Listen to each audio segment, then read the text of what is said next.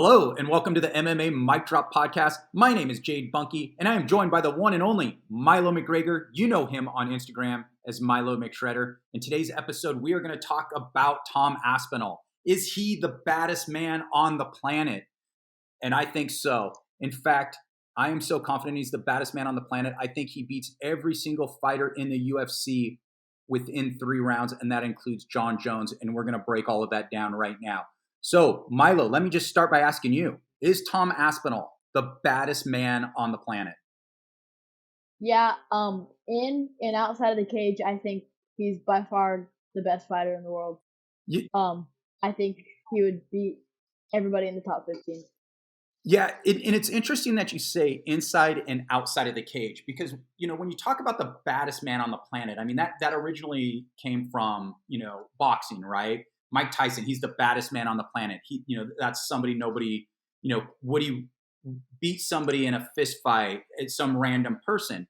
Well, you always have to ask yourself, well, is there somebody out there about whom we just don't know, which is a legitimate, which is a legitimate question because there's always somebody bigger, there's somebody stronger. But it's interesting in Tom Aspinall's case, we actually have seen him grapple with somebody bigger and somebody stronger. One of his friends is Eddie Hall, who won the world's, strongman competition. Dude outweighs him by over 100 pounds. There's video of them recently sparring, and it's funny because it's light sparring, but Eddie Hall has Tom Aspinall in a dominant position where Aspinall's on his back, and Aspinall just flips him over, because he has better technique.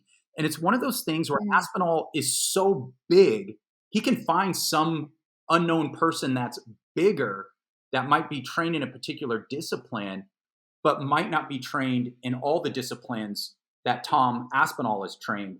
And I think that gave us some really good insight into how gnarly this guy is. But let's talk about specifically the UFC. And we'll even talk cross-promotion a little bit too later in this. So Milo, what I want you to do is to read every ranked fighter in the UFC top 15. And I'm going to give a prediction on what I think Tom Aspinall would do to them. So let's start with Jon Jones. So go ahead. Tell me when you. So for Jon Jones, I think that it would probably not even go to the 3rd round, maybe late 2nd round. You know what? I agree. Knockout or finish. Excuse me, knockout or submission. I think he's gonna TKO. TKO, yeah. You know what? I think so too. I think it's probably a TKO, and I think it's in the 2nd round. Jon Jones is clever enough to maybe last a round with Tom Aspinall, but I think there's a couple things to take into consideration. Jon Jones was a light heavyweight. Yes, he's put on this weight to be a legit heavyweight, and he looked good in his debut, but there's still a lot of unanswered questions, right? That fight ended too quickly, and hey, testament to Jon Jones, a lot of props to Jon Jones. I mean, he's an absolute legend. I just think Tom Aspinall's a different beast. He's naturally bigger. He's naturally, 6'5", 260. And, there's no fat on him.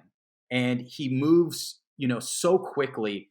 I don't think Jon Jones has much of a chance because the people that would have a chance against Aspinall would be like Sergei Pavlovich with that, one. Yeah, I agree. Power. That's about it. He beats Jon Jones in, I say in this within 2 rounds. All right, tell me who's next. Okay, we have Ciryl Gane. Ciryl Gane. I think. Go ahead. I think it would go. I don't think you'd go past the 1st round. Maybe by submission. First round submission. Yeah. I gotta say 1st round submission. I could see that fight going into the 2nd round for only one reason. I could see Tom Aspinall wanting to test his striking against Ciryl Gane and moving back and forth, darting in and out to test, and maybe goes for the takedown a little too late. But yeah. I think that's possible, but I'd still give him, 1st round submission. I don't think Ciryl Gane. I think it would be competitive on the feet, but I'd still, I would take Tom Aspinall on the feet as well, just because I think he's faster and more powerful. And then you take that ground game. I mean, there's just no comparison. All right, who's next? I have a question.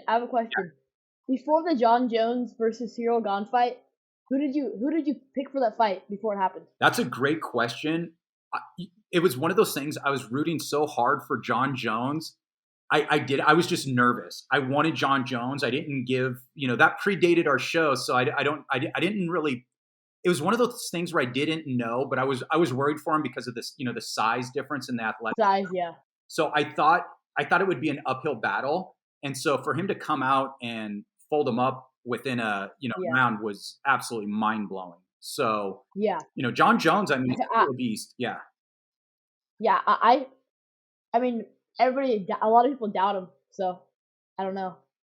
Yeah. Yeah, and I mean, Jon Jones, I mean, is on a different level from just about anybody else. But I think Tom Aspinall will be as well in terms of the heavyweight. Yeah. I mean, because I I don't agree. see anybody beating him, you know, for a long time. And if they do, I would consider that an aberration because that does happen in MMA. You got big dudes throwing down, things can happen. So tell me who's ranked next? Oh, we have Sergei Pavlovich. So this fight already happened. So Well, yeah, and so think about that. Is he ranked number 2 or number 3? I'm sorry, 3. he's ranked number 3. Okay, so Sergey, Yep. he's the number 3 ranked guy in the world. He was knocking everybody out in the first round. What happens? Tom Aspinall knocks him out in the first round. Yes, Tom Aspinall was tagged, and it shows he's got a chin because Sergei Pavlovich is the hardest hitter in the UFC. And when you talk cross promotion, it's him and Francis Ngannou, the two heaviest hitters, in mixed martial arts. So there you go. I mean, we've seen that, right? So first round finish. Who's ranked number 4? For Stipe. What are your thoughts? Yeah, I don't think that would last more than 20 seconds. Yeah, that's the thing where I'm thinking not only is it a first round knockout, I don't think it goes past the midpoint. Maybe 3 minutes. I think maybe Stipe can go 3 minutes with Tom Aspinall.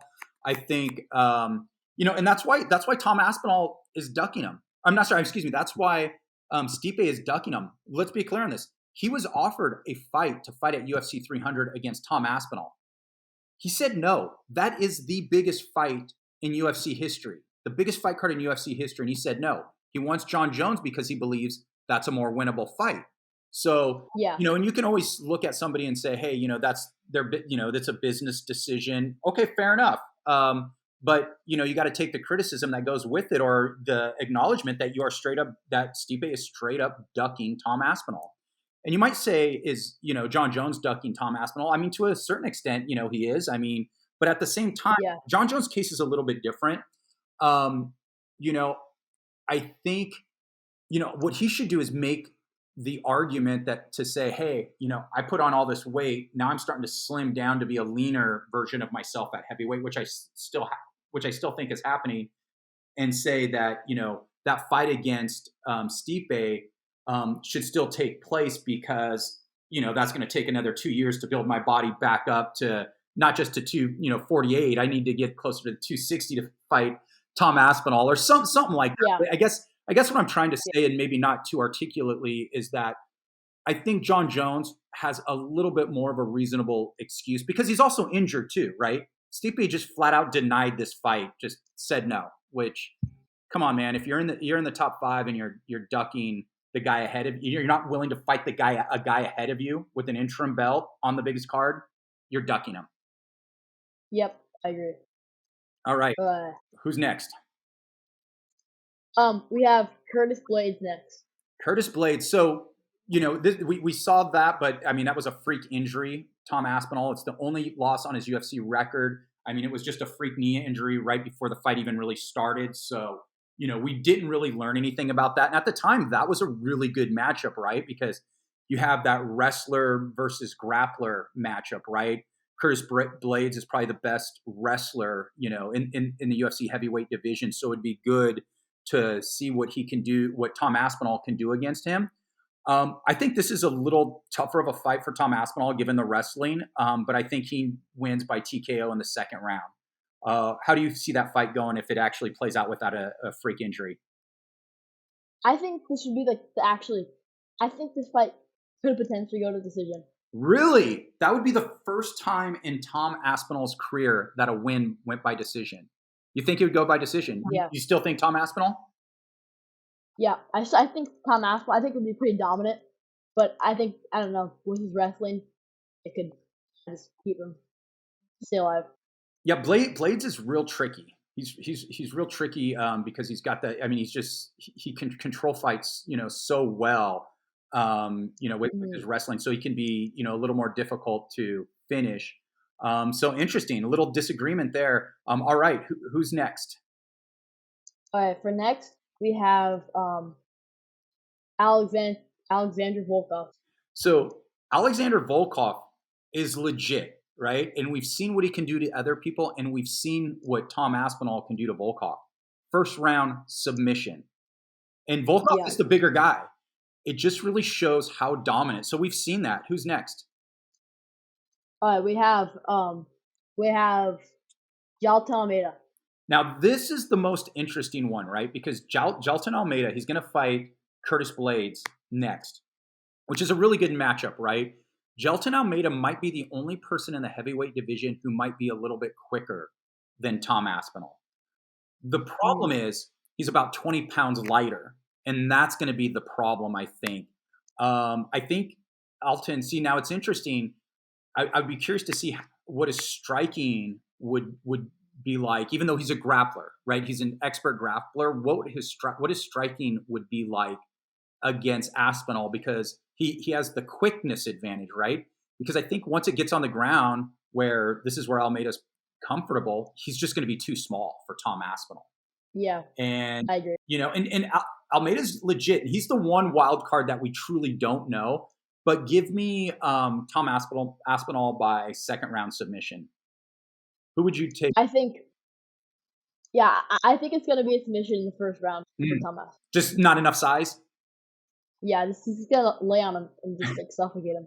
Yeah, well, and we saw him, struggle to put Derrick Lewis, who was much bigger than him, away, even though he was completely dominant.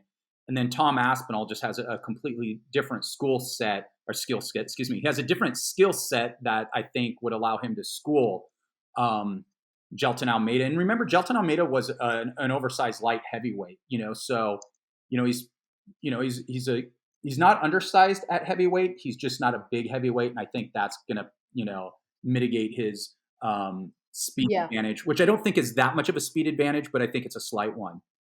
All right, who's next? Yeah. We have Serghei Spivac.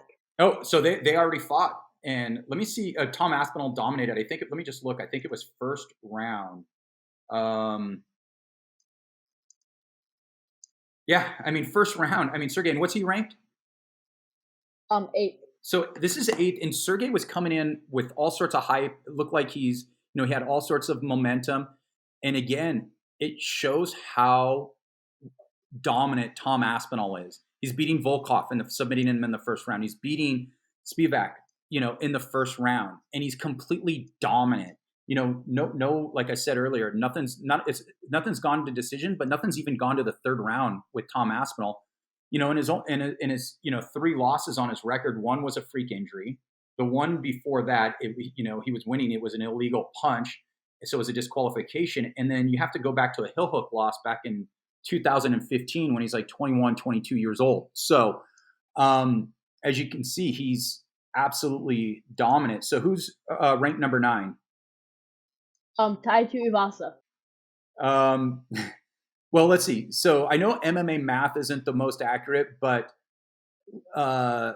what is it? And I love Tai Tuivasa. He's fun to watch. But Volkov smashed him, I think, in a round, or maybe in the second round, and Tom Aspinall smashed Volkov